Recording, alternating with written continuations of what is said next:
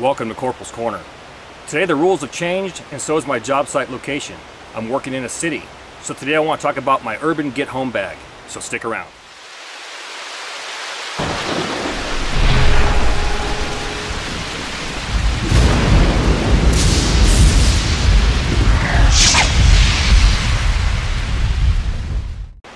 Back in August we shot a video on the Get Me Home bag. Now a get home bag is basically designed to do just that, to get you home. Once you're there, you can reunite with your friends, family, loved ones, etc. and make that critical choice or decision of should I stay or should I go, bug in or bug out. Now at the end of that video, I mentioned that this was only one version of the get home bag that I carry and that several factors were involved in creating a kit. Factors like climate, terrain, and location. Location meaning where am I currently at versus where I need to be. I might work in the desert but live in the mountains. Do I want to pack just for the desert or just for the mountains or for that transition in between? How many days does it take to get there? Things like that. Now before we get started, I want to go ahead and get the methodology out or my mindset that I use when I create a kit. I look at three things. One, the core of my kit. The items that will be in every single kit or a foundation I can build on. Number two, redundancies. Multiples of items that I feel are important. And number three, health and comfort items. Things like food, sleep systems, hygiene gear. Basically items that are designed to make your life easier while you're out in the field or on the road. So let's go ahead and kick this off and talk about the pack that I currently carry.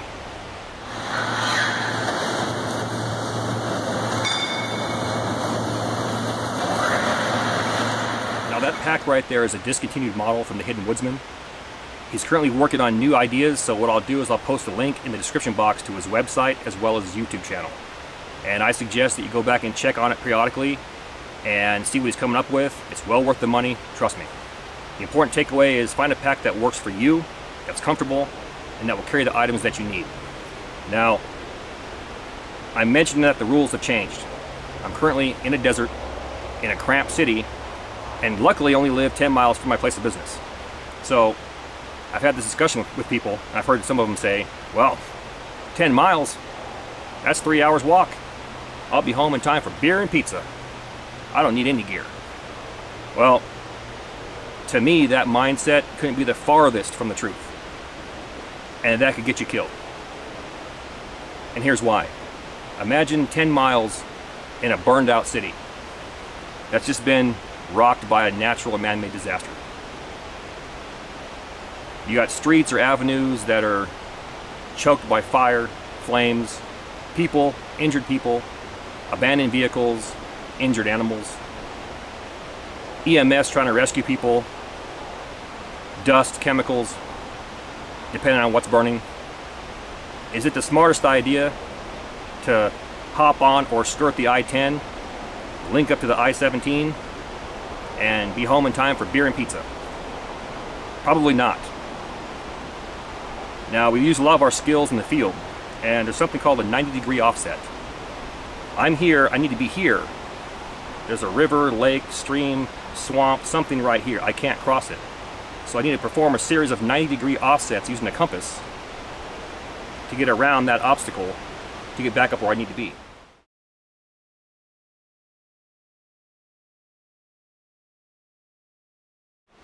The same is true for a city. Depending on the detours I have to take, that 10 miles could become 20, 25, even 30. And in my city, I have mountains in the center of my city. Mountains on the outskirts of the city. Using the streets, just like a compass, I may need to detour around those obstacles to get to my house. So just like last time, what I've done here is I try to create a kit that's using common sense that will function just as well in an urban environment as well as the field. Because here's why. What if I go through this nightmare of 10 miles that becomes 30? I get to my house to find out that my friends, family, loved ones are no longer among the living, and my house has been destroyed. At least I have my kit, and I'll be inconveniently camping for a day or two where I can collect my thoughts, pull myself together, pick up my pack, and march on. That's reality. And that's the mindset. So with that, let's go ahead and kick this off and talk about the core of my kit, the 10 C's of survivability.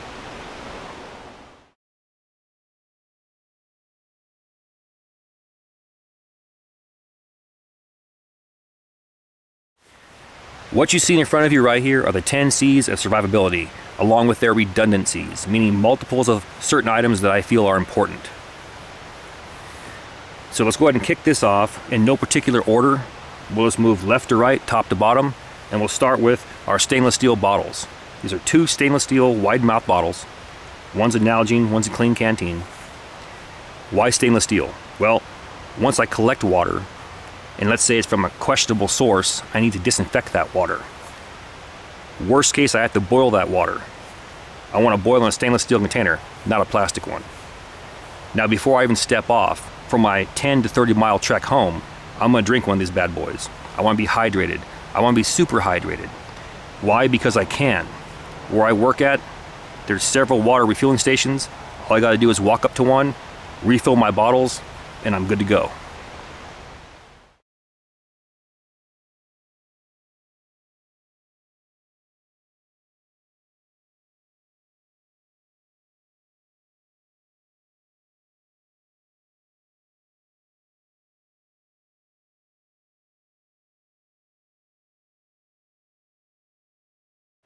We're going to move on to cutting tools. Primary is going to be a Mora Bushcraft Black. Again, I want this kit to be versatile for a field and urban environment. Followed by Leatherman Super Tool 300. Once again, urban environment, these things are priceless. Last but not least, my Swiss Army knife, one-handed trekker, non-serrated. It's appeared in several of my videos, so you know that for me, this is priceless as well. Sharpening stone, dealer's choice. Pick the one that works for you. This happens to be a DC4. We're going to move on to combustion devices. And you see the redundancies. For me, primary, first time, every time. Bic lighter. That's why I have 3 of them. Redundancies. Followed by a magnifying lens or sun lens. I'm going to pick one with at least 5 times the magnification. Why? I'm in the desert. The sun is free. And last but not least, as far as combustion devices, ferrocerium rod, 1/2 inch by 6. Strike it, I'm guaranteed spark. Next is cordage. Number 36 bank line. On this plastic dowel, I have about 200 feet. There's no limit to what you can do with this. We're going to move on to our cover element, a military grade poncho.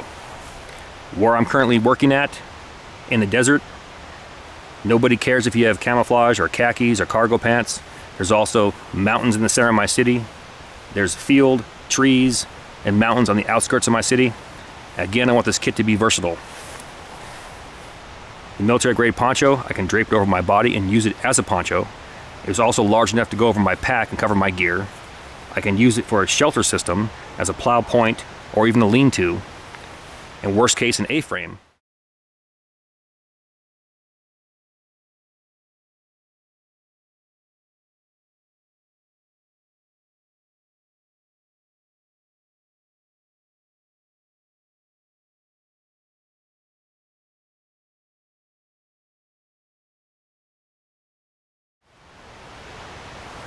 And now for the redundancies, we have 3 55-gallon drum liners.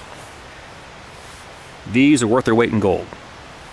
And the reason why I say that is because there's no limit of things you can do with this. The basic things right off the bat is I can make a mattress with these. Out in the field, I would use leaves, debris, ferns, etc. Stuff that bag full and lay on it, and it will prevent conduction, meaning sucking away the heat from your body. with the contact from the ground. So in an urban environment, worst case, I have to sleep in an alley or in a burned out building or something of that nature. What can I stuff this with? Newspaper, magazines, shredded cardboard, shredded paper. I'm not beyond dumpster diving if it means I'm going to go home, see my family. Can also use it for improvised rainwater collection, waterproofing, etc. Next we have tincture of iodine 2%. This is more of redundancy. It's not one of the 10 C's, however it goes along with the 10 C's. I have water collection. I want an alternate way to disinfect that water. Between 5 to 10 drops of tincture of iodine 2% into 1 US quart, wait 30 minutes, you're good to go.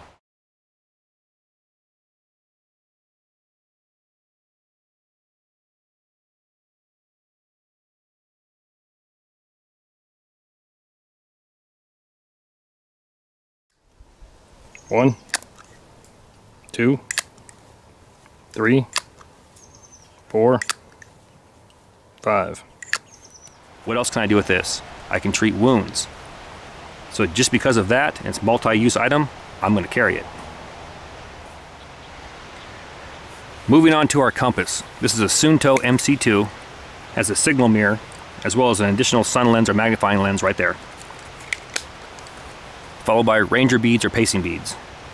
Now why have this? Again, I want a kit that's versatile.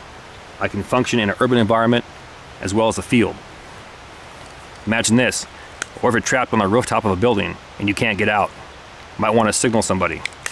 I can also use that mirror to look for ticks or bugs while I'm in the field. Pacing beads or ranger beads.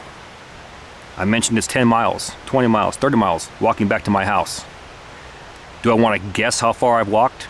Or do I want to know how far I've walked? That's where these come in. I'm going to go ahead and skip over this item right here. We'll come back to this. I want to talk about the last 3 C's. 2 100% 2x2 cotton cloth bandanas. 1-inch roll of cargo tape or Gorilla brand duct tape. And a number 10 sail needle or canvas needle. Got that taped to my knife sheath right here. These items right here are mainly for gear repair. I can take my number 36 bank line, I can unravel it, feed it through the eye right here. I can sew up gear, I can sew up clothes. Cargo tape. I can make an improvised bandage out of this. I can repair my gear. I can tear pieces off and roll it up, light it on fire, and it will burn for 20 or 30 seconds and help me get a damp fire started. Meaning twigs are damp, they're wet. This will burn long enough I can try and dry out that tinder and get it started. The 2 100% cotton cloth bandanas. I'm in an urban environment. I'm in a desert environment. Dust is blowing around, smoke's blowing around. I can wet one of these, tie it around my face. I can place it over my head, keep the sun off me. I can tie it around my neck and wet it down and cool my neck off. I can use it for an improvised sling. There's no limit to things you can do with this. This last item we're going to talk about separately. It's called a 4-way Silcock Key, S-I-L-L-C-O-C-K. It's not one of the 10 C's, and it's not a redundancy, but it's involved in water collection, so I thought it was important. Now, John McCann of Survival Resources has been promoting these for years. So what I'll do is I'll leave a link in the description box to his website. It costs about $8. It's well worth the money. These are designed to give you access to tamper-resistant hose bibs that are found on commercial buildings. What you're doing is you're looking for a small trap door. Got hinges, you open it up, and inside you're going to find a male end.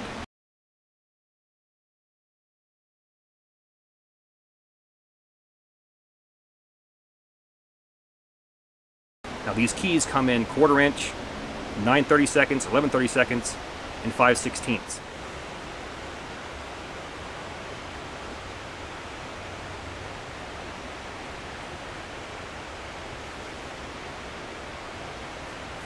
You got 4 sizes to pick from. Match up the female end to the male end, righty-tighty to lefty-loosey, turn to the left, and out comes the water. Now whether or not the water is potable, that's rolling the dice, but what I found is it's basically a garden hose. So think of it like that. If you're concerned, you can always disinfect the water or filter the water.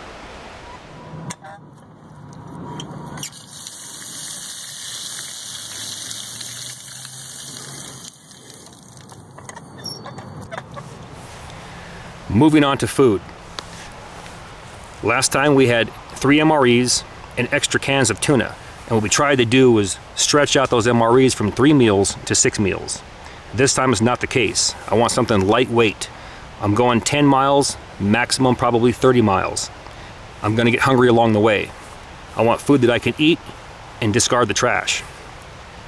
As I move, my pack will become lighter.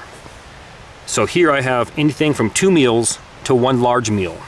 These individual tuna creations, 19 grams of protein. Uncle Ben's rice, it's ready as is. I can heat it up and infuse that flavor and make it a little bit softer. But if you actually squeeze the package, the rice is extremely soft right now, and you can just open it up, mix the tuna, and you're good to go. 2 packages of Ritz crackers. Each package contains anywhere from 12 to 13 crackers.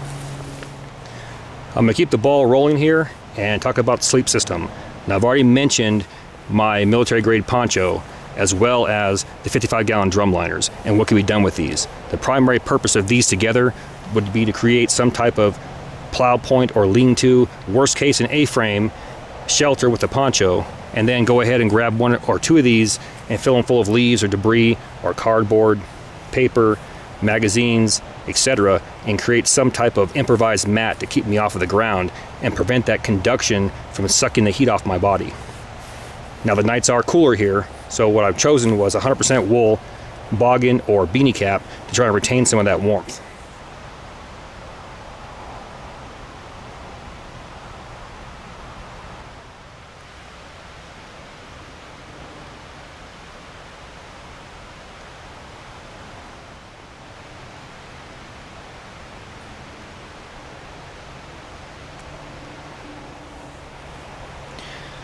The last thing I want to talk about is this Soul Escape Bivy.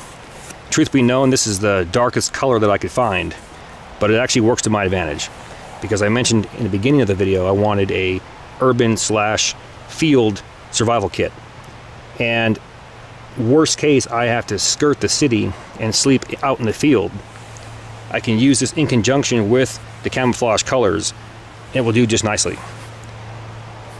Flip side of that, say I have to sleep inside of a building, I want to be in the darkest corner I could find, or even in an alley, I want to get in those shadows. I don't want something bright saying, "Here I am, come get me." But it's reflective, meaning it keeps the heat inside, it will trap the heat inside. It's breathable, as well as windproof and water resistant.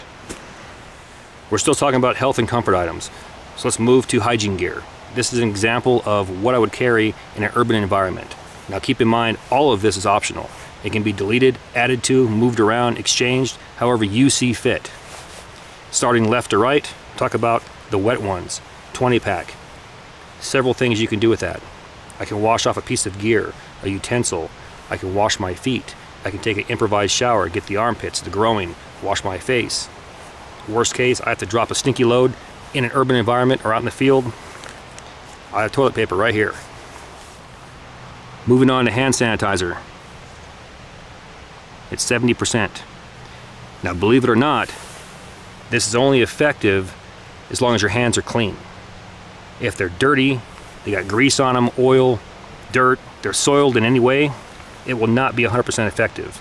Along with that, hand sanitizer kills bacteria, not viruses. There's an added bonus for using hand sanitizer in the field.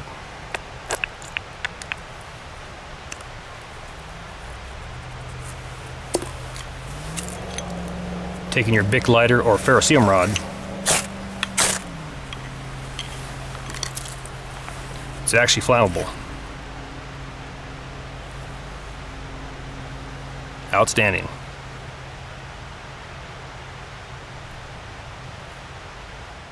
So moving on to hand soap. This small container cost me about $1.50, I believe, over at Walgreens. And they come in different colors.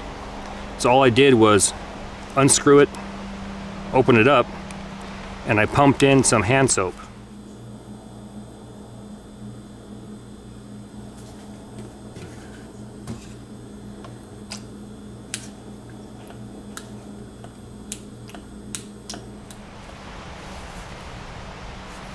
So if I'm out in the field, I come across a water source and I just got exposed to something, or I want to use my hand sanitizer and be clean, I can wash my hands, wash my face, wash my feet, armpits, etc. Keep in mind, I'm only going to be out there maximum 1 day. This right here is a perfect size for that. Moving on to vitamin C packs. I'm going to be tired. I'm going to be hiking around in the heat, probably helping people. Maybe somebody's helping me. My immune system could be down. I might be out there more than 1 day.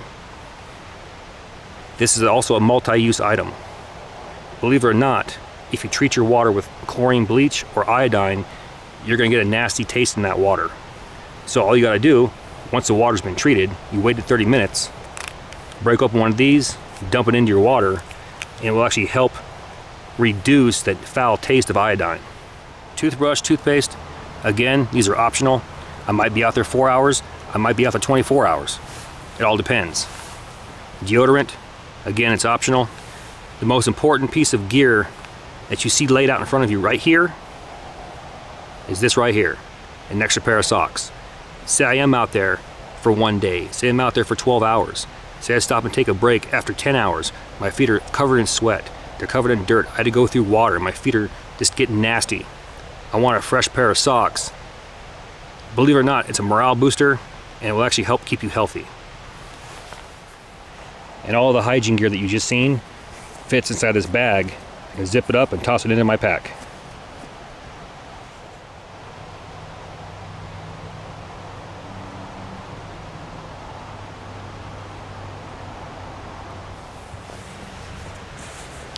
The last thing I want to talk about is travel. And this is still considered a health and comfort item, because can I move around, can I get home with just the core of my kit? Yes. But will these items make my travel a lot easier, a lot more pleasant? Most likely. I want a notebook. This is a Write in the Rain notebook with number 2 pencils, preferably mechanical pencils. A good map. This map right here is laminated, it's weatherproof, I can write on it. It gives me the streets, where I want to go, where I'm currently located. When I open this up, right here, there's the mountain ranges that I talked about that are inside my city. I go to my legend right here, and it shows me hotels, resorts, museums, Indian reservations, hospitals, medical centers, country clubs, colleges, and government buildings. There's a trolley route, a light rail, and so on and so forth. Let's talk about water. We already mentioned the commercial buildings.